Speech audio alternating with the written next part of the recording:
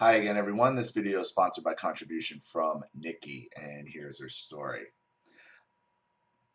Hello, I want to donate. I don't have a lot of money right now, but you deserve to get paid for the time you put in to help others.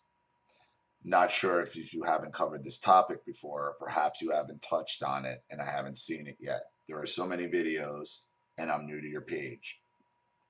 Here's my topic. The fact that with parents, there's always one narc married to one alcoholic, one narc and one enabler. Why? And how do I manage to find them all? I didn't grow up with narc parents. I grew up with just a mom. My dad took off when I was a newborn, and I didn't meet him until I was 22.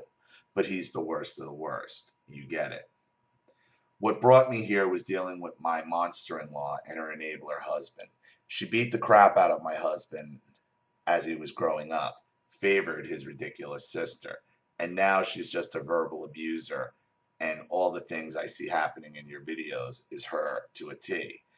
It helped me put a name to her madness, but my husband isn't ready to go no contact because God knows why. He wants my stepdaughter to have a relationship with his parents because he has no other family, and his ex has no family, only friends because she's also a narc. I don't want our son around her or my daughter, his stepdaughter, who the mother-in-law has refused to have a relationship with since it's not her granddaughter. I see two topics here. The why those two types marry each other, and the how can I have a peaceful marriage with the narc mother-in-law, and honestly has taught her son a few tricks that he refuses to cut her out of our lives. What would you prefer to discuss? Not really trying to be conflictive, just kind of in hell right now. And there's a story. And she sent me a story after this, so I'm going to get to that because this is very short. What I think is happening here, Nikki, okay, first, let me tackle your husband's rationale was the exact rationale I had why I kept my parents around Erin, my daughter, and it ended up being a huge, huge mistake. His mother is physically violent, just like my mother is physically violent. Why is it always one narc married to one alcoholic? It doesn't necessarily have to be that way. The narc can be the alcoholic. It's really more the one narc enabler. One narc and one enabler is what's more, because you can have single parent narcissists without a doubt. But because the narc needs the enabler, and a lot of times the enabler is not the enabler, what you find out is you have one overt narc and one covert narc. And the person you thought was the enabler is actually the covert narcissist hiding behind the overt violent narcissist behavior and collecting pity and poor guy, poor guy. Why are you attracting these type of people? Well, I think you said it without really knowing any of your full back history. You grew up without a father. So you are attracting a certain type of, because you didn't have a man around, a male role model in that respect, a father around in that respect. You only have one perspective. So you're seeking and you're comfortable with men and people who come from either single parents or enabled husbands, okay, where the mother's the dominant one, because it's pretty much the same scenario. That's where it's coming from in your case. Now, onto your story. I'll try to make a long story short. My buddy Chris was a talented, and I mean talented, drummer. He toured with the Lilith Fair tour back in 1998-99. The main reason is because his dad got him drums when we were in first grade, and he pretty much pushed him to do it. Maybe he thanked him, maybe not, but he was a domestic abuser to say the least. He would threaten suicide, once with Chris in the car, and was driving erratically with poor Chris helpless in the passenger seat, fearing for his life. His mom is the turn the cheek alcoholic. She is still, because she has pretty much disowned Chris. Well, turn the other cheek is not disowning, and turn the other cheek is not the same thing. It's different. It's different. Turn the other cheek would be you turn the cheek of the person who violated you. That's where turn the other cheek is. She's turning the cheek on her own son by disowning him. That's not turning the other cheek. The mother may be an alcoholic, but she's also a covert narcissist.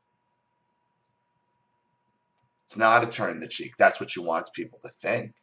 She's the turn. No, no, no, no, no, no, no. Turn the cheek out. Turn the cheek person does not disown their child. That's not turning the other cheek.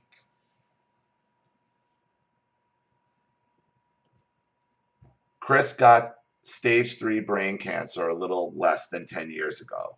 Survived that, has permanent brain damage now. He also gets seizures and has a vascular necrosis of the hip and has to have a hip replacement. Knowing all this, his mom kicked him out because she couldn't handle him anymore. Parents now divorced. His dad takes him in and starts to push him around and physically beat him. Chris called the cops, ended up in the ER, and his dad has disappeared. We can't take him in with 3 kids with angry outbursts, so there he is out on the street. Thanks, Mom and Dad. And you think it's turning the other cheek that did this? Mm-mm. Know your covert narcissist. This is covert narcissism being masked as enablers, okay? These are not enablers. These are covert narcissists. That's why it's so confusing to you. As for my husband's mom, she was the abuser and his dad was the alcoholic. She used to take the kids with her to hotels while she met up with different misters. She always got his sister way more gifts and such for Christmas than him.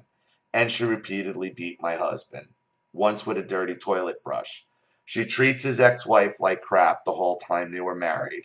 After she took off, his mom became her best friend and started calling her all the time so she could see their daughter. Sounds very familiar. Sounds very familiar. And threatened to take him to court for grandparental rights. LOL, good luck. And now she treats me and my daughter like crap. So many more stories behind this crazy bitch. Common theme I see with these 2 stories, and I have so many more. There's always one narc parent and one drunkie the fuck clown. Ha, the spineless half. There has to be some dynamic that attracts them, whether they become alcoholics before or after marriage. I see their kids suffer immensely, and even though I didn't grow up with it myself, I attract them into my life somehow. Not that they're bad people, but somehow we must relate on some level.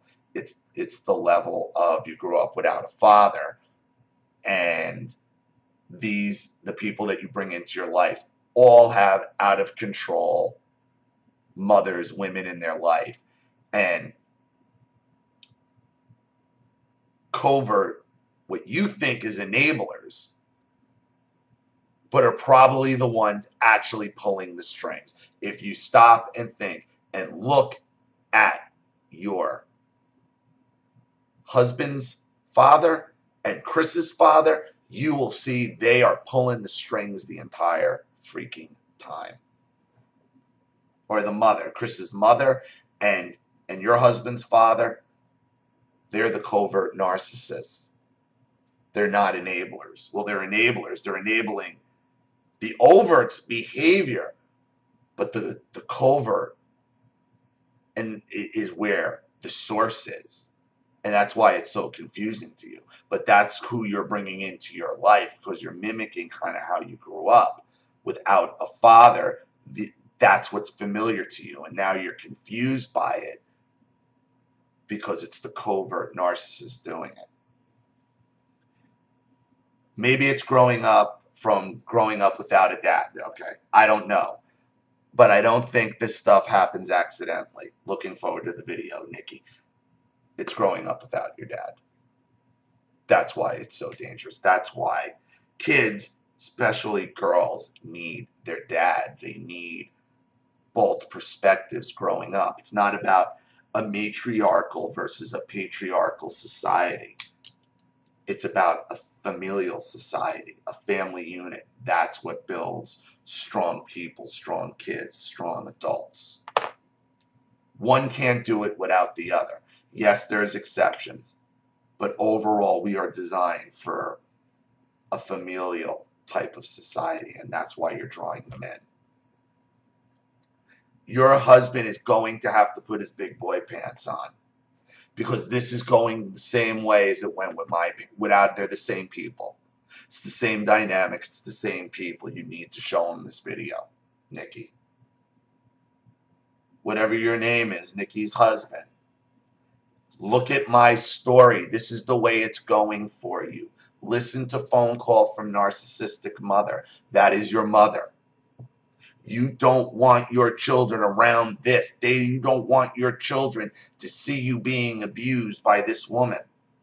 You don't want it, because they're going to store that, and they're going to think that's normal, and then they're going to seek out the same type of people. It's time to break the cycle.